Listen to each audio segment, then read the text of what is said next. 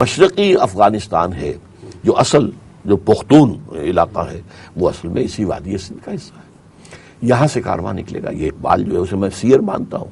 میں مانتا ہوں کہ وہ مستقبل میں اس کی نگاہ چاہتی تھی. گاہ میری نگاہ تیز چیر گئی دل وجود، گاہ الجھ کے رہ گئی میرے توہمات میں. تو یہ چیزیں ہیں جو ماضی کا ایک ہے پس منظر 400 سال کا، اور مستقبل کے بارے میں جو پیشین گوئیاں ہیں، اس سے مجھے امید ہے کہ کوئی معجزہ ہی رونما ہو سکتا ہے کہ اس قوم کو پھر دلوں کو یاد آ جائے گا پیغام سجود، پھر جمی خاک حرم سے آشنا ہو جائے گی. یہ علامہ اقبال کے اشعار ہیں. اور یہ کہ آنکھ جو کچھ دیکھتی ہے لب پہ آ سکتا نہیں، محو حیرت ہوں کہ دنیا کیا سے کیا ہو جائے گی. شب گریزاں ہوگی آخر جلوہ خورشید سے، یہ چمن معمور ہوگا نغمہ توحید سے. تو یہ ایک رجائیت جو اس میں تھی، ایک پر امید. تو کچھ تھوڑا سا اس کا عقیدت مند کہہ لیجئے، خوشہ چین کہنے کے اعتبار سے وہ میرے اندر بھی اس پہلو سے تو ہے. لیکن حالات facts on the ground are very dish appointing.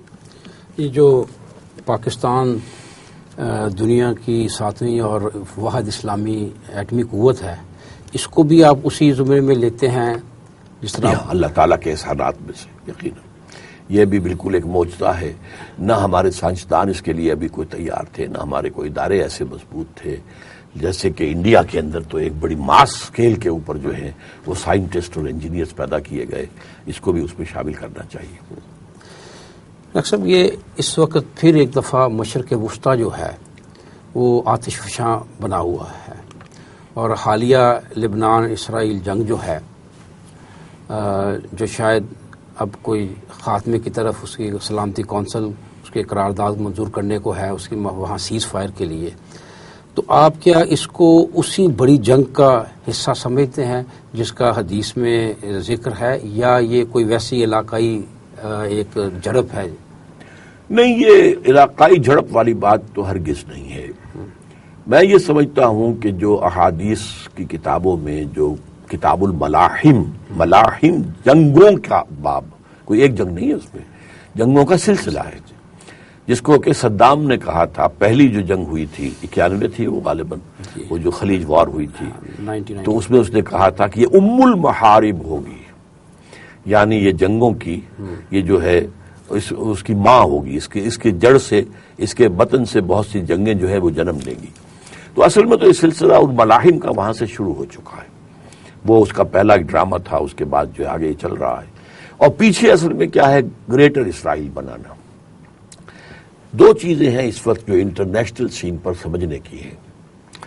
ایک ہے یہودی اور جو نیو کون جو عیسائی ہیں، جو کہ بیپٹسٹ ہیں اور پروٹیسٹنٹس ہیں اور ایونجلسٹ ہیں، اور ان کو یہ بھی کہا جاتا ہے یہ کرسچن زائنسٹ ہیں.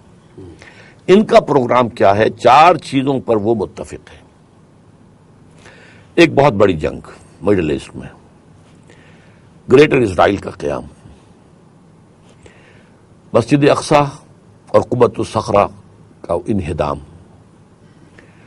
اور تھرڈ ٹیمپل جو ہے اس کی تعمیر،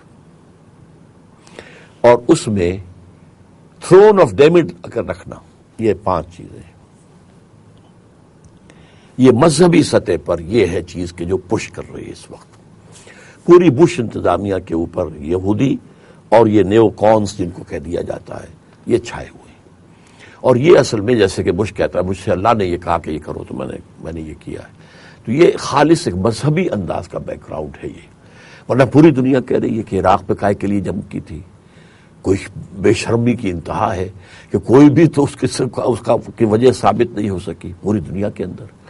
اب یہ سارا معاملہ جو ہو رہا ہے تو ان کے اپنے ساتھی کہہ رہے ہیں کہ یہ کیا ہو گیا ان کو اس پہلو سے. لیکن وہ ایک مذہبی جنون جو ہے وہ جو کر رہا ہے، وہ گریٹر اسرائیل بنانے جس کو کہتے ہیں کہ ہم نے مڈل ایسٹ کا نقشہ بدل دینا. What do you mean by that? نقشہ بدل دینا وہ یہی ہے کہ عراق تو ان کے قبضے میں آئی گیا، اور یہ اس نے شیرون نے جو پڑا ہوا ہے ابھی وہ بے ہوش پڑا ہوا مرا نہیں ہے، اس نے کہہ دیا تھا جیسے ہی کہ وہ صدام کا ڈاؤن فال ہوا اور عراق جو ہے اس پر قبضہ ہو گیا امریکیوں کا، کہ عنقریب عراق پر ہمارا قبضہ ہوگا. تو عراق انہیں بلکہ پہلے کہتے تھے کہ ہمارا گریٹر اسرائیل جو ہے وہ دریائے فرات تک ہوگا، یوفریٹس تک۔ اس وقت پھر اس نے یہ کہا کہ نہیں، اب ہم آگے ٹائگرس تک، دجلہ تک لیں گے، تاکہ عراق کا جو زرخیز دوآبہ ہے سارا کا سارا ہمارے پاس آ جائے۔ پھر اس کے اندر لبنان بھی لینا ہے انہوں نے، اس میں جو ہے شام بھی لینا ہے انہوں نے، کوئی ترکی کا جنوبی حصہ بھی لینا ہے انہوں نے۔ اس جنوبی حصے سے پانی آتا ہے، وہ پانی کے بند باندھ کے وہ اسرائیل کے اندر لے کر آئیں گے تاکہ اور ادھر ادھر پانی جائے نہ۔ اسی طریقے سے انہوں نے اپنے خیال کے مطابق مصر کا سینائی پیننسولا جو ہے وہ لینا ہے، صحرائے سینا، اور جو ڈیلٹا ہے نائل کا، جوشن کا علاقہ جہاں پر کہ حضرت یوسف علیہ السلام نے اپنے بھائیوں کو آباد کیا تھا، وہ بھی لینا ہے، اور سعودی عرب کا حجاز کا بھی شمالی حصہ انکلوڈنگ مدینہ لینا ہے۔ تو احادیث میں یہی آیا مدینے میں داخل نہیں ہو سکے گا دجال، لیکن باقی کے مطلب یہی ہے کہ ہو جائے گا۔ اچھا، دوسرا اس کے اندر جو ہے مالیاتی استعمال ہے، اس میں بھی بیک پر یہودی ہے، لیکن اصل میں وہ امریکہ اور ویسٹرن جو ہے مالیاتی استعمال جو ہے پوری دنیا کے اوپر، کہ دنیا جو ہے ورکرز کے اوپر مشتمل رہ جائے گی، اور یہ لکیریں جو ہیں، یہ ملک ختم ہو گیا، دوسرا شروع ہو گیا، یہ بے معنی ہو جائے گی۔ ملٹی نیشنلز کی حکومتیں ہوں گی، بڑی بڑی ملٹی نیشنلز جو ہیں ان کے امپائرز بنیں گے، اور اس سے ہم پوری دنیا کی جو ہے معیشت اس کو کنٹرول کر لیں گے۔ یعنی ایک استعمال وہ تھا کہ ہندوستان کو فتح کرو، اب کیا ہوتا تھا، ہندوستانی تمہیں ماریں گے، تم ہندوستانیوں کو مارو گے، اب یہ کیا ضرورت ہے مارنے کی، ہمیں آم کھانے ہیں، پیڑوں سے کیا بحث ہے، لہذا کام کریں وہ، لیکن ان کی جو ملائی ہے وہ ساری ہم کھینچ لیں گے سود کے ذریعے سے، اللہ خیر کام وہ کریں، گوہم سے وہ حیوانات ہیں، ان حیوانات کے ذریعے سے ہم جو ہے اس کا معاشی مفاد ہم حاصل کریں گے۔ یہ ہے سارا پروگرام کہ جو چل رہا ہے، اور یہ سب ایک ایک قدم کر کے یہ بات آگے بڑھ رہی ہے۔ ڈاکٹر صاحب، یہ یہاں جو پاکستان اور ہندوستان کے تعلقات کا معاملہ ہے، اور جیسے کہ امریکہ مشرق وسطیٰ میں اسرائیل کو یعنی گریٹر اسرائیل بنانا چاہتا ہے، اور اسرائیل کو ایک اپنا وہاں ایک قلعہ کے طور پر وہاں اپنا جمانا چاہتا ہے، کیا اس طرح جنوبی ایشیا میں بھی یہاں ہندوستان کو وہی صورتحال دینا چاہتا ہے جو اس نے مشرق وسطیٰ میں اسرائیل کو دی ہے؟ بالکل، اس میں کوئی شک نہیں۔ اصل میں صورتحال یہ ہے کہ پچھلی صدی میں کولڈ وار جو تھی اس کا ہدف تھا کنٹینمنٹ آف رشیا یا containment of U S S R. اب ان کا جو ہدف ہے کنٹینمنٹ آف چائنا ہے، اگر خوف ہے تو چائنا سے ہے صرف، لہذا اس کے لیے ایک آلٹرنیٹ جو ہے مد مقابل کے طور پر یہ بھارت کو بلڈ کرنا چاہتے ہیں۔